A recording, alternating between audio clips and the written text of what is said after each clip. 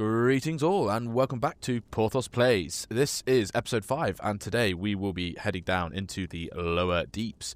But before we do that, at the end of the last episode, having cleared out Orktown, I was kind of mentally ticking off the mines of Moria when I suddenly realised that we still had a Muznakin chest and a ranger's camp to find. So I headed off into the mines, thoroughly scoured all the rooms to find those. I found the ranger camp in one of the more open rooms on a ledge in the corner where I kind of just missed it before. And in the chest there were a few bits and pieces, including some fennel seeds and some lembas. But more importantly, the ranger's journal unlocked some recipes, including the ranger's stamina brew, the hop goblet lager, and also the building plans for the alchemical still, which is an upgrade for the brew kettle. So I popped the excess Ranger's Journal pages in the chest and headed on out to find the Muznakin chest. This one took a frustratingly long time to find, but eventually, after I had scoured every tile in the entire Mines of Moria area, I decided to try breaking through the rock walls in a tile that I'd found on the end of an area that I'd previously assumed to just be full of ore and stuff. And when I broke through, there was the chest. So this one unlocked the ram's head shield and the crested helmet, and then I popped the excess carvings in that chest and headed on back to camp. And here we are back at camp, and it is time to head down the crystal descent. So I have made some preparations, including crafting the crested helmet, because it is a tier 3 helmet, which is an improvement on our current tier 2 Erebor armor, and that is not going to be seen while we have the helmetless cosmetic on, but it is going to give us some extra protection down there. I've also got some rations, a few other bits and pieces, including some stone for building floors, some natural fibre for rope ladders on the way down the crystal descent, some coal and some cloth scraps to help us build a hearth once we get down there so we can get back up easily, and the sunstone, true quartz and Mahal's gifts that we have to allow us to build Durin's lamps to clear the darkness or repair the ones that are down there. However, we have forgotten the black diamonds that we need to build mapstones, so let's just grab those and then we'll be ready to head on down. And here we are at the top of the crystal descent. So let's get the mine hoist repaired and head on down.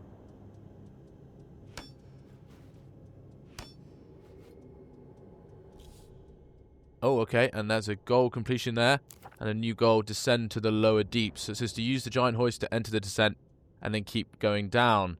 And down there is the low deeps in the Pilgrim Road and the way to the eastern stairs. So we'll head down these ladders here and start our descent. I think we'll probably find some spiders' nests down here, if I remember correctly. So we'll have to contend with some spiders, and then we'll start our climb down this beautiful true quartz lined gigantic hole. The crystal descent is beautiful, but what's in the lower deeps?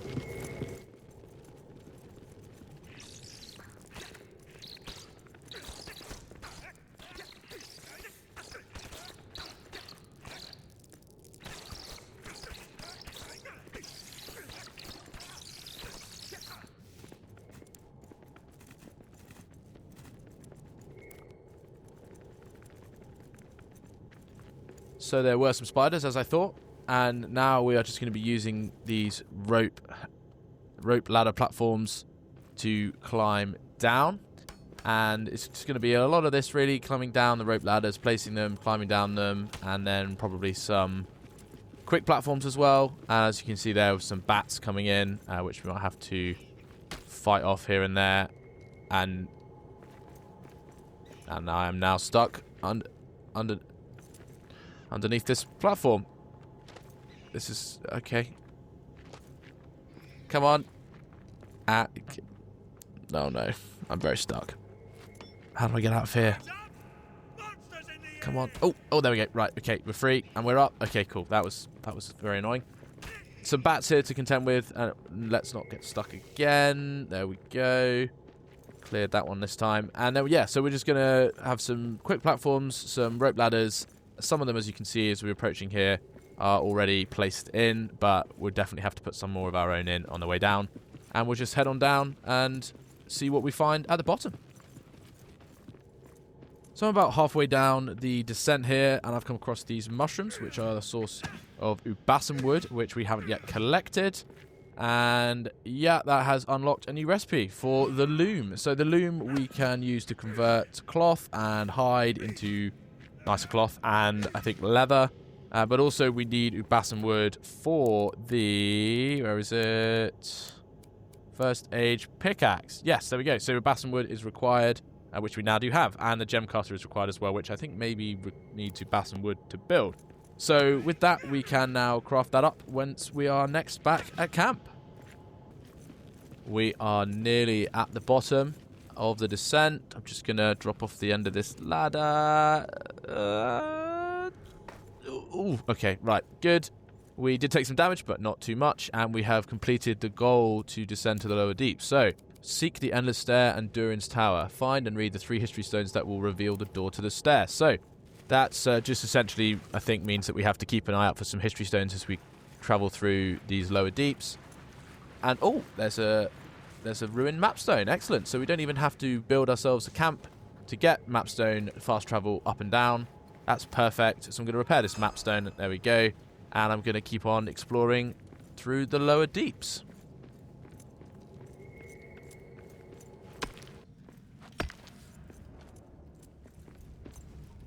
Oh, this must be it. The ancient Pilgrim Road Arik talked of. I hope it still leads to the eastern stairs, the way back up. Okay, so we've broken through and we have a new objective to follow the Pilgrim Road, navigate the ancient path towards the eastern stairs. So I've come through one room here since the last little clip, and you can see it's opened a big tile here with lots of connections moving off of it. So we're going to explore this around here. There's a ruined building over there I think I can see, and our first history stone just there of what we need for the previous objective. Pilgrim Road Marker 1. So through the first and second age, dwarves from Middle-earth paid homage to a long journey to celebrate Durin's Day. Okay, so it shows you kind of a bit about the history of the route and what the Pilgrim Road really is. But for us, really, it's just a bit of lore. So we're going to explore around here, see what we can find, and what is of interest. Oh, new goal, fighting for life. Rescue a survivor in the low deeps. Ooh, the clash of dwarven steel is a sound I'd recognize anywhere. Okay, so there's a survivor around here who... Oh, they're on the left. I see something. Yeah, there's one taking damage from a wolf. Come on, let's get in there and save him. Terrifying ordeal. Wolves have stalked me since the accident. Excellent. There we go, another survivor. Let's talk to him. He says, damn wolves have been stalking me since I woke up down here. I've been fighting them off for days. And we're asking, were you looking for the eastern stairs? The what now? No, I was running for my life.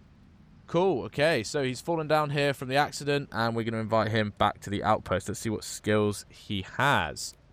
Metalworking. Okay, so I think that means he can craft stuff, to be honest.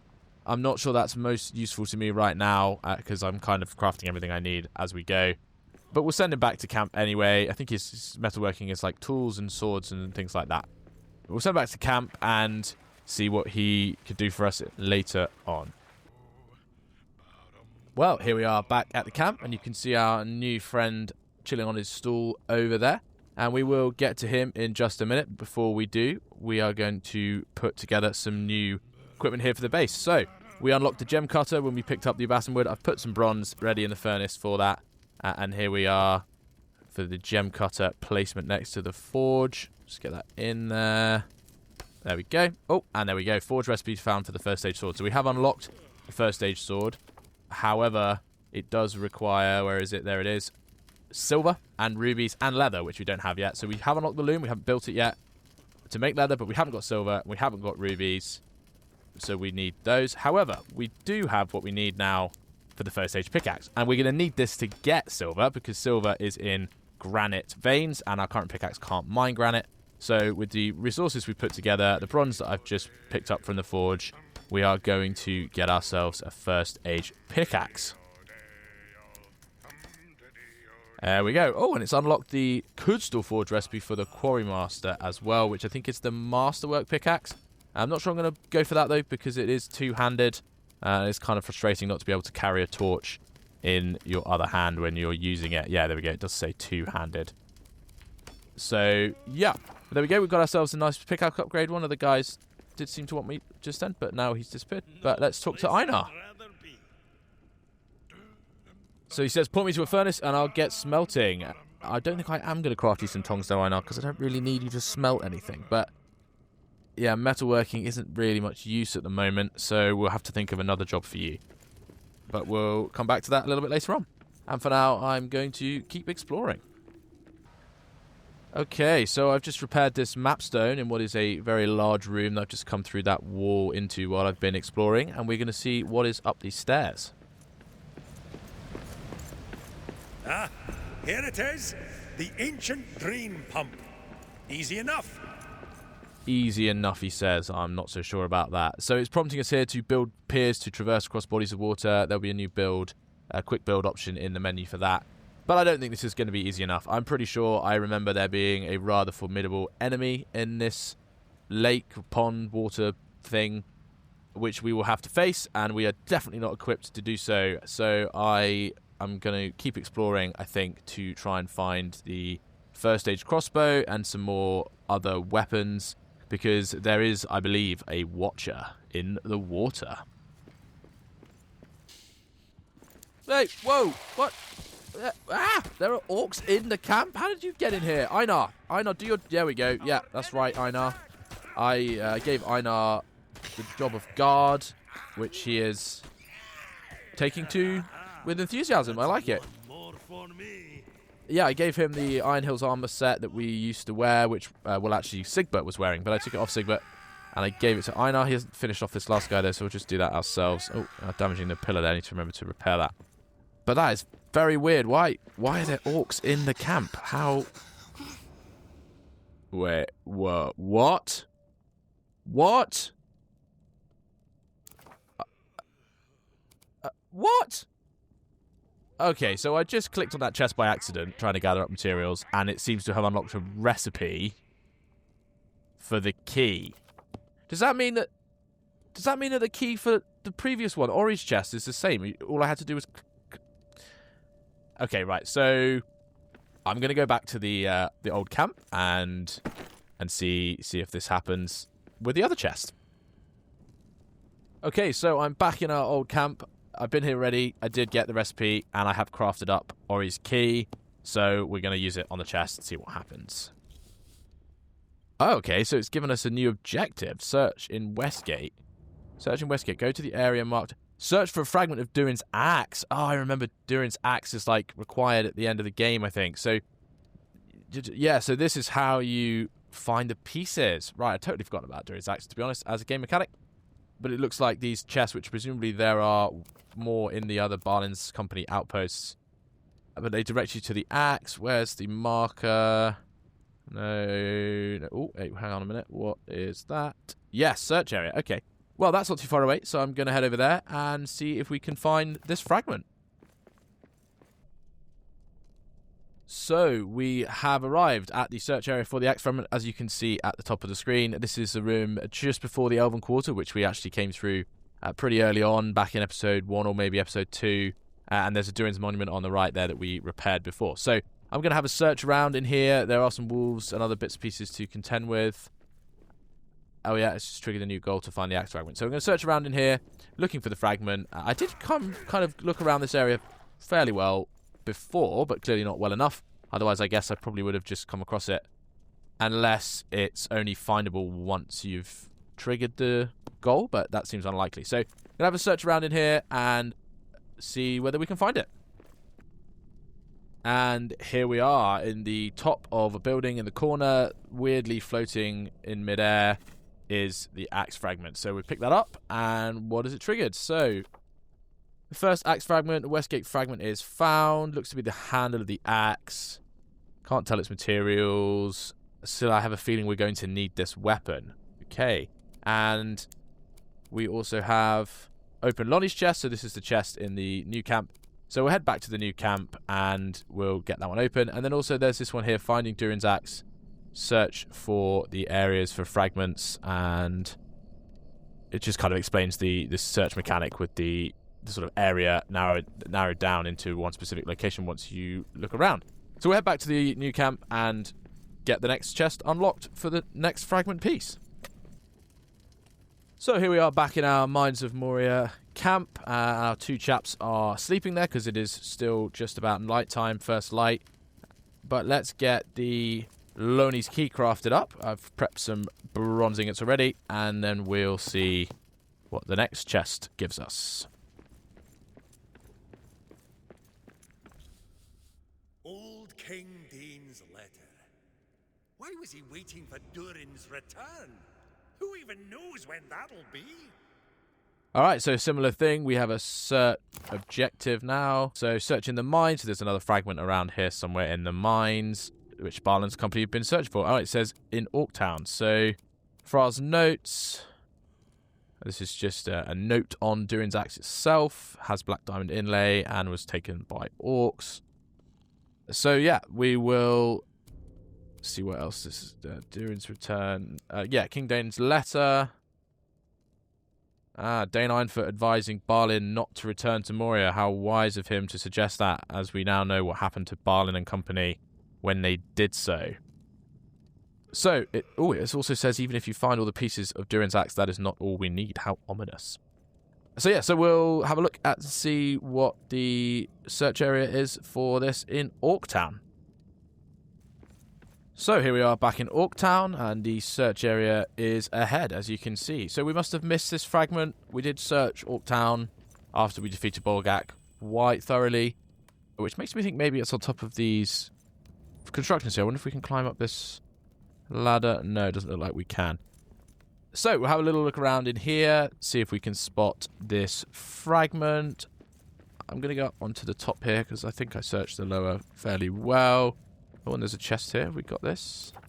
Oh, no, we haven't got this. Oh, and there's a few bits and pieces in here. So, Khazad arrows, gold, and diamond. I'm not sure we have a pure diamond, but we didn't have any gold. So, we just unlocked the gold ingot palette recipe. And, oh, hang on. What is that? That looks like it could be our axe fragment. Right, let's have a look. Let's see if we can get up there. Oh, we don't have any natural fibre. Great. We'll have to use platforms. Let's have a look. Get too far away. Come on. Aha! There we go. Right. Oh, no. Yeah, one like that. There we go. And another one just there will probably be okay. Let's get up to the fragment.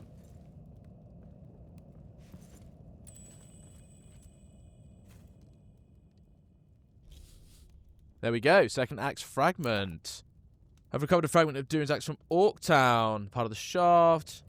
Barlin's company seemed to know the axe was broken into parts and knew where to look for them, but for what purpose? Okay, so this, I guess, will be an ongoing objective and mystery for us during the rest of the game.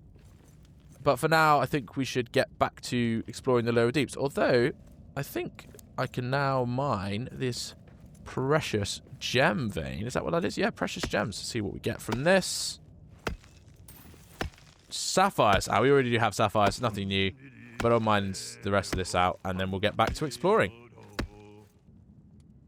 So, while exploring down in the lower deeps, I have come across a silver vein. Now, silver, as you'll remember, is needed for the first age sword and probably some other first age gear that we are yet to unlock. So we're going to mine out this silver vein and the granite that comes with it, and I think that means it is time for another song.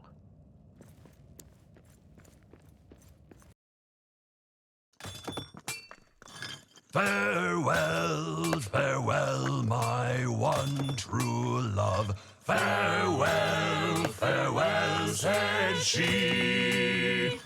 For though my heart stays tied to shore, I now must cross the sea. For if I stay my one true love, for if I stay, said she, each hour I spend in your arms, more faded will I be.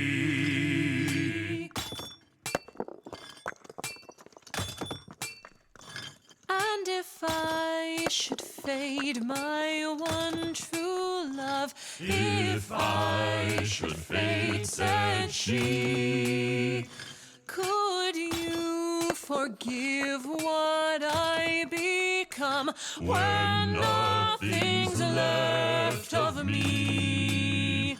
Take with you this, my one true love.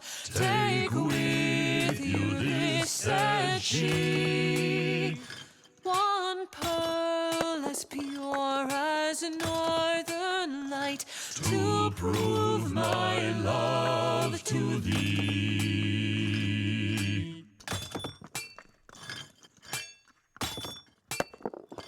This gifted pearl from my true love, this gifted pearl from she, shall keep me bound till my demise, so she'll be sailing free. Farewell, farewell, my one true love. Farewell, farewell, said she. For though my heart stays tied to shore, I now must cross the sea.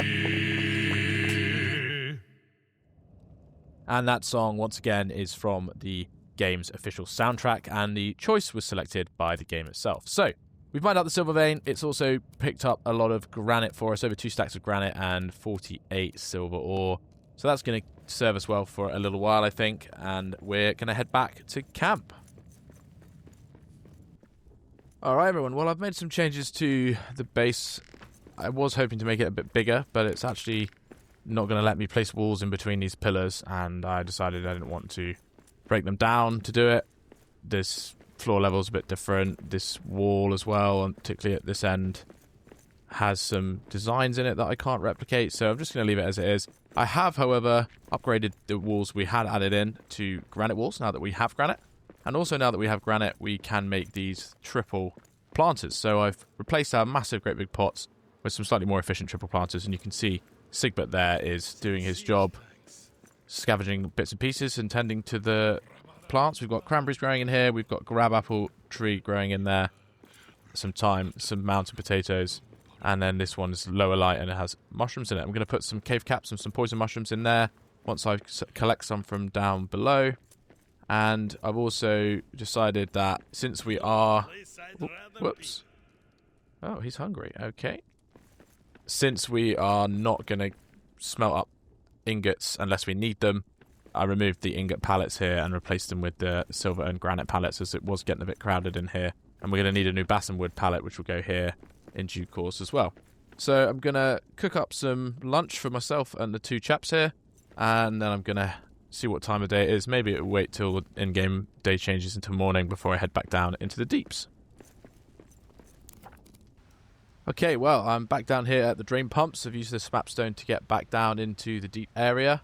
And what we're going to do down here is we're going to collect a bunch more of this bassonwood. In fact, I'm going to start by getting rid of this bassonwood tree / mushroom that's right in the middle of these stairs here. We're going to explore the lower deep some more, pick up some more of that, and just see what we can find. We want to get some statues to unlock the first age crossbow and some more of those new weapons and more Belagos armor peaches. We want to find the Belagos Forge, which is down here somewhere, I think. And we also want to just gather some bassonwood and some rubies we need to find as well. So I'm going to keep exploring down here, and once we've gathered a bit more stuff or we find something interesting, I'll check back in. Alright, well, we have come into this room here at the end of this pathway that was quite close to the crystal descent where we came down, and it's showing a vertical connection, and I suspect that is due to the fact that there is a darkest deep ravine entrance here. So if we go down there, we'll find some pretty valuable stuff, and... Oh. The best spot to find precious gems. We can be fairly confident of rubies down there, which we do need, but we'll also have extremely limited time down there before we fall into despair. One technique, which I probably will use when it comes time to go down there, is to build myself a little hearth and a mapstone at the bottom, so we don't have to go up and down and waste some of our time losing morale on the ascent and the descent every time we go in there, and we can just bounce up and down from the camp. Every time we go back to camp, of course, it will refresh around meter and that sort of thing. It's also important not to get lost down there. It is a massive bit of a maze down there, and you can get lost. And if you do get lost, you are likely to end up dying and obviously dropping all of your equipment down there in the maze. So what I generally do when I go down there is I take with me some standing torches, materials, and I place those down at every junction, wherever it leads back to the exit. There's also a damage history stone in here, but it does require granite to build, which I don't have on me right now. So I'm going to keep exploring and keep in mind that this stuff is here for later on. So I have been exploring, and I have built myself some floors here to stay above the darkness as I make my way over to this ruined Durin's lamp. So we're going to repair this lamp, and we're going to see how this works.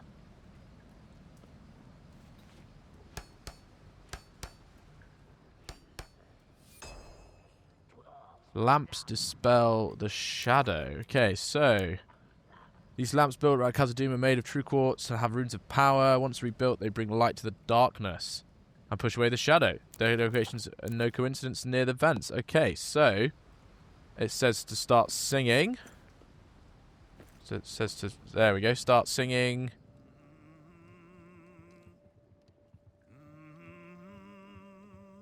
What is it? Oh, orcs. Are they going to hit me? Oh, no. They're not going to hit me. Excellent.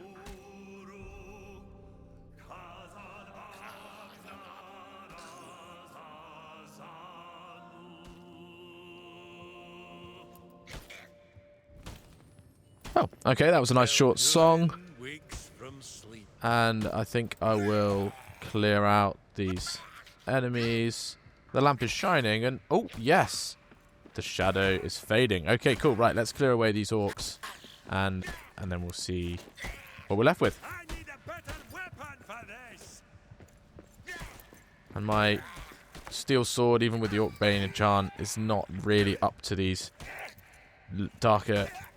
lower deeps enemies. So all the more reason to keep pushing for rubies to get the first stage sword. But we'll get rid of these guys carefully, since we have minimal damage capability. And then have a look at the lamp. Very good. Just got to get rid of these annoying bats. I hate the bats. There we go. Those two were quite good, but...